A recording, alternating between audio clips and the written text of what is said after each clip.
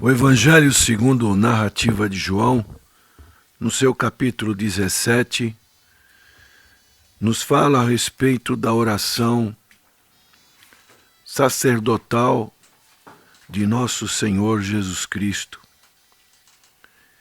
E, como dissemos ontem, no próximo dia 26, próximo sábado, das 8h30 até as 11h30, estaremos aqui nos consagrando a Deus, orando ao Senhor, especialmente por um tema que é a unidade da igreja.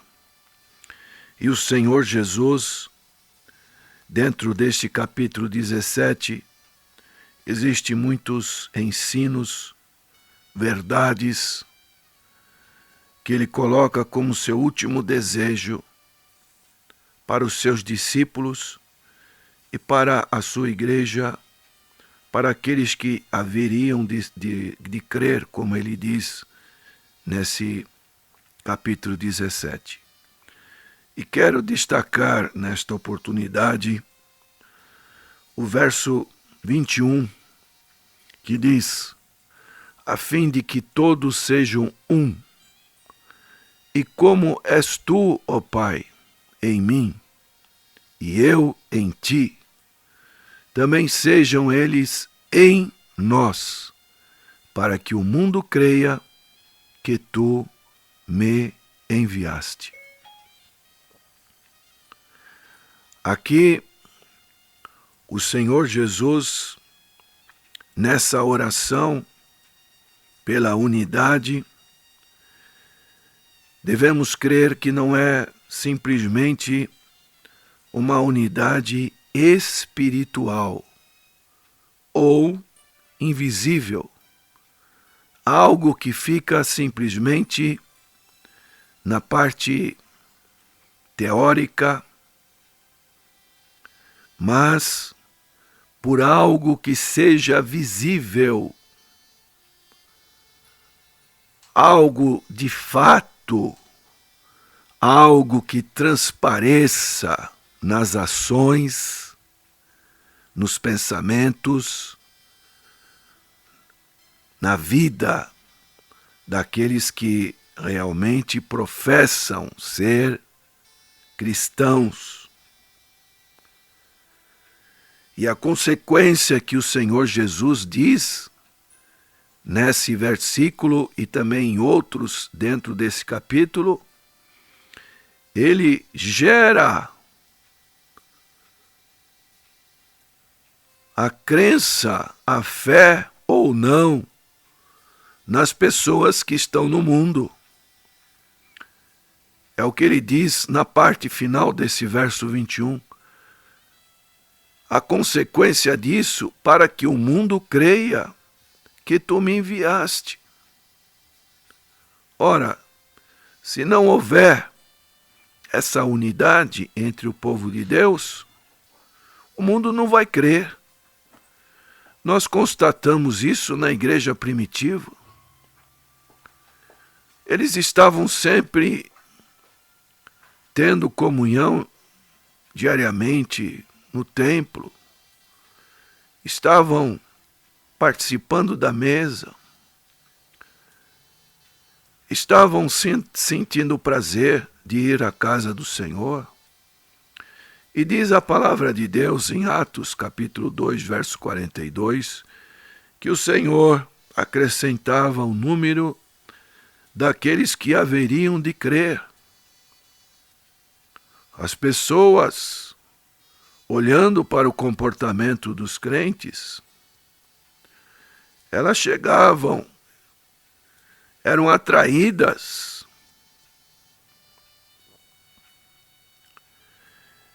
O verso 11, nós encontramos o Senhor dizer: já não estou no mundo, mas eles continuam no mundo, ao passo que eu vou para junto de ti. E ele diz: Pai Santo, guarda-os em teu nome, que me deste, para que eles sejam um, assim como nós.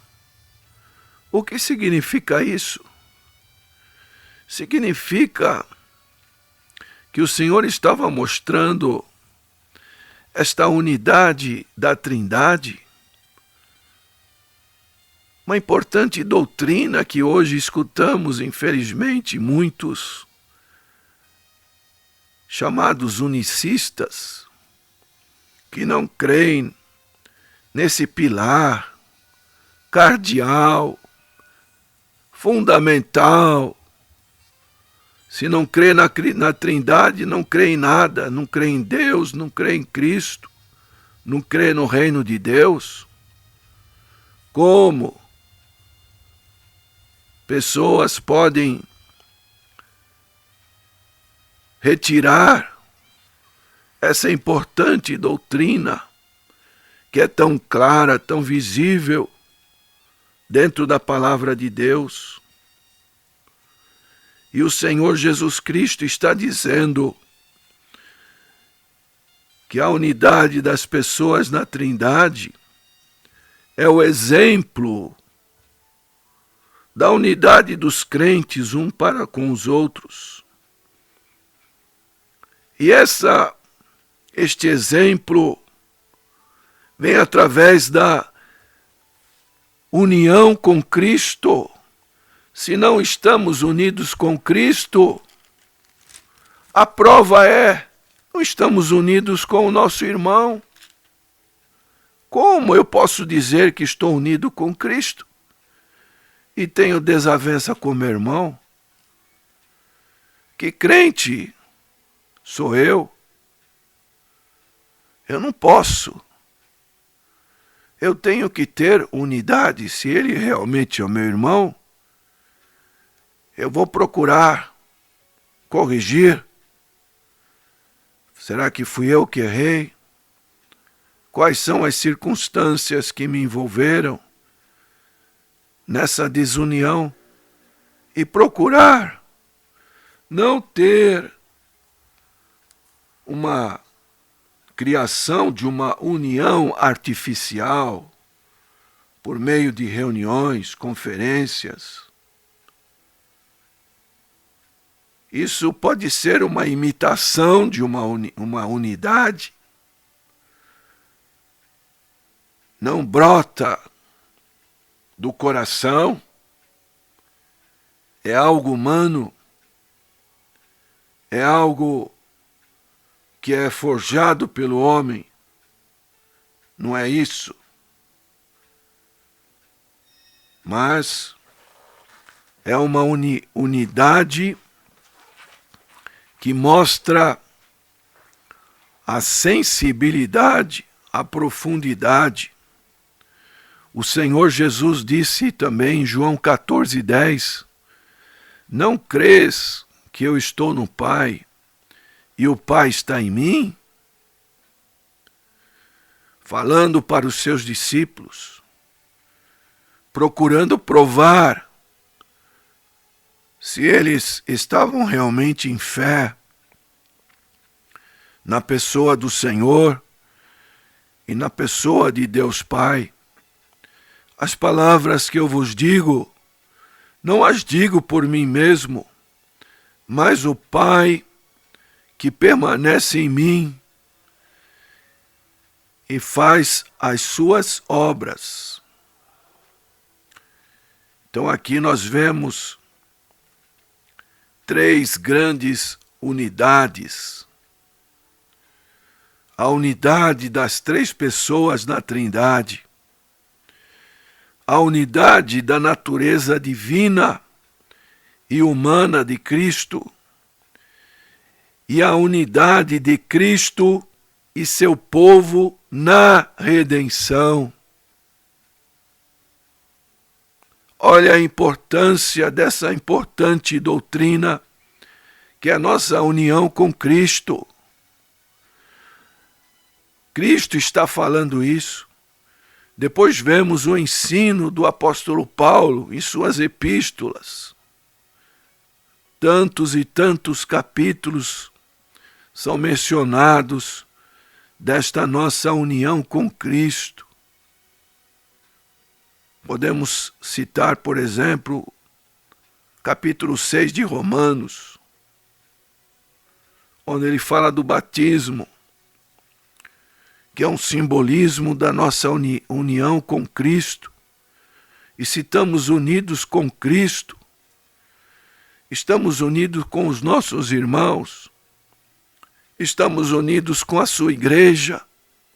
Como pode ter pessoas hoje desigrejadas, colocam um monte de obstáculos para que o seu comportamento, na sua autoafirmação dos seus pensamentos, não consegue se reunir com o povo de Deus. Acham que todo mundo é falso, que acontece isso, que acontece aquilo.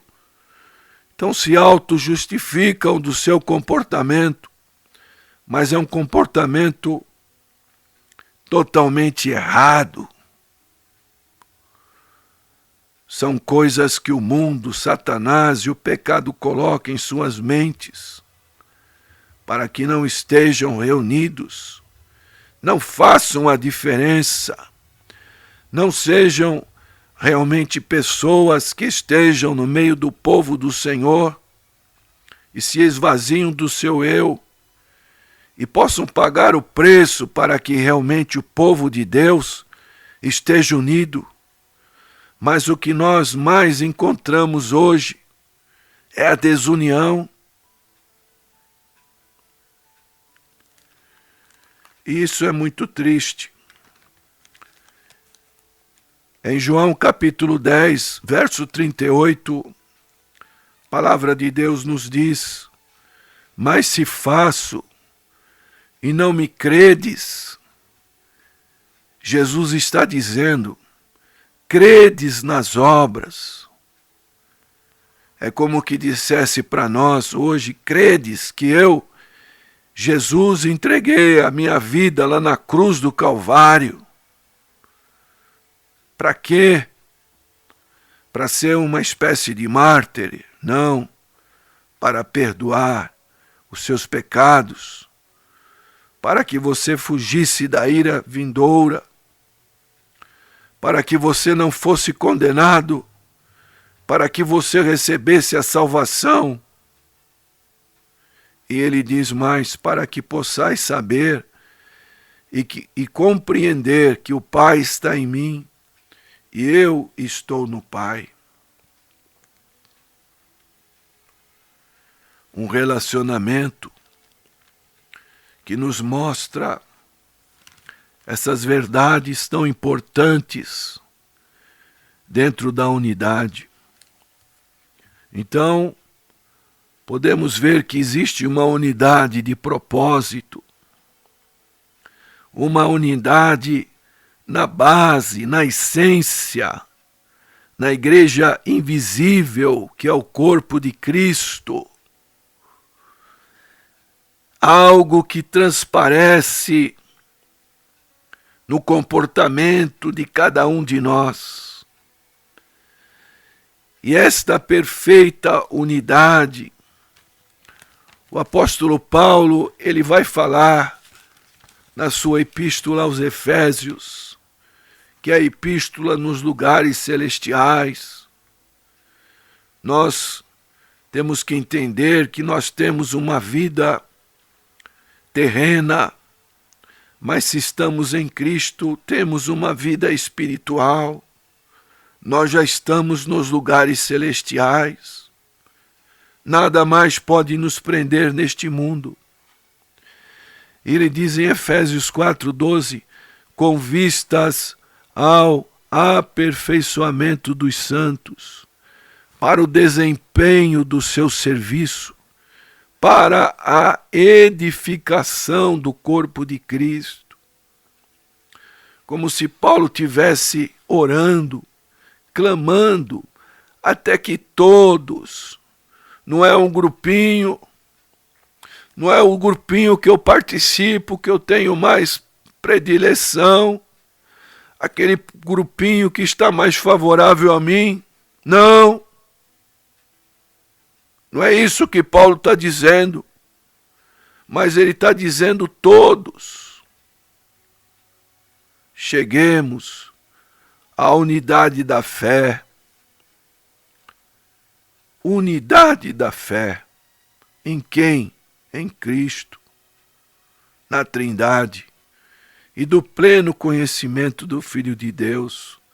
A perfeita varonilidade. À medida da estatura da plenitude de Cristo. E aí ele diz, para que não mais sejamos como meninos, como infelizmente tem crentes puéreis, infantis, meninos, agitados. E quando é menino não é pela idade, não é pelo tempo de estar na igreja. Tem cristãos de cabelo branco que ainda é um verdadeiro menino. E levados ao redor por todo o vento de doutrina, pela artimanha dos homens, como que manipulados por homens, pela astúcia com que induzem ao erro. Então, tudo isso é para que o dia de Cristo seja manifestado, para que o povo de Deus seja moldado, seja formado. Com qual objetivo? Simplesmente ter essa unidade? Não! O objetivo que Cristo está dizendo nessa oração é que o mundo creia, o mundo seja salvo. A unidade organizada não substitui a unidade espiritual. Como eu já disse, a unidade feita por homens em reuniões é artificial. Um dia ela acaba. Nós vemos isso acontecendo no mundo aí fora, na política, por exemplo. Pessoas que estão com as mesmas ideias, mas quando acontece algo, essa organização é destruída. Mas a unidade espiritual, ainda que haja divisões organizacionais e as separações entre os cristãos constituem de uma maneira clara. Infelizmente, quando isso não acontece, torna-se um testemunho negativo para o mundo. Como é que queremos o crescimento da igreja? Como é que queremos reter as águas das nossas cisternas? Se tem um rompimento, se tem uma trinca que está desperdiçando a água? Como é que queremos que uma pessoa se firme no reino de Deus, se a unidade de Cristo está rompida? À medida que essa pessoa começa a se inteirar, ela vai vendo o comportamento que não é condizente com a palavra do Senhor. Isso cria escandalização. E se ela não está firme em Cristo, ela acaba não se firmando na palavra do Senhor. Uma das igrejas que mais deu trabalho para o apóstolo Paulo foi a igreja de Corinto. Uma igreja cheia de dons, profecias, de línguas, de milagres. Mas era uma igreja que não era unida. E nós vemos isso ele falando em 1 Coríntios capítulo 1, verso 10. Ele como que segurando os seus cabelos e retirando os seus cabelos, ele diz: rogo-vos, irmãos, pelo nome de nosso Senhor Jesus Cristo, que falei todos a mesma coisa, e que não haja entre vós divisões. Antes sejais inteiramente unidos, na mesma disposição mental e no mesmo parecer. Pois a vosso respeito, meus irmãos, fui informado pelos da casa de Cloé, de que há contendas entre vós. Refiram-me ao fato, e ele confronta. Uma das coisas mais difíceis que encontramos no ministério é a confrontação. Temos que chegar e falar com as pessoas, um por um, e ele vai falar: refiro-me ao fato de cada um vos dizer, eu sou de Paulo, eu de Apolo, eu de Cefas, eu de Cristo. E ele diz: acaso Cristo está dividido? Acaso foi Paulo crucificado em favor de vós? Ou fostes porventura batizados em nome de Paulo? Então, era algo muito comum que a igreja teve que enfrentar, e os nossos dias não são diferentes. 1 Coríntios 10, 25 diz: para que não haja divisão no corpo, pelo contrário, cooperem os membros com igual cuidado em favor um dos outros. E Paulo vai mensurar as obras da carne, que não dá para esconder. Em Gálatas, capítulo 5, verso 20, nós encontramos esses frutos, esse comportamento: idolatria, feitiçarias, inimizades, porfias, que são discussões, guerras de palavras, confronto verbal intenso, ciúmes, iras, discórdias, dissensões. E Paulo coloca até uma palavra muito comum em nossos dias: facções. Hoje, no sistema prisional, existe mais de 800 facções. No prisional brasileiro, uma situação que atingiu um câncer na vida social deste país. Portanto, o Senhor Jesus está dizendo que a nossa união se baseia em relacionamentos que todos devem ter com o Pai e o Filho. Uma união que tem por base a palavra do Senhor e alcançar os perdidos. Em 1 João capítulo 1, verso 7, João diz: mas se andarmos na luz, como ele na luz está, temos comunhão uns com os outros. E o sangue de Jesus, baseado nesta união, seu Filho, nos purifica de todo o pecado. Que você tenha essa união com Cristo e a união com o seu irmão é a nossa oração. Amém.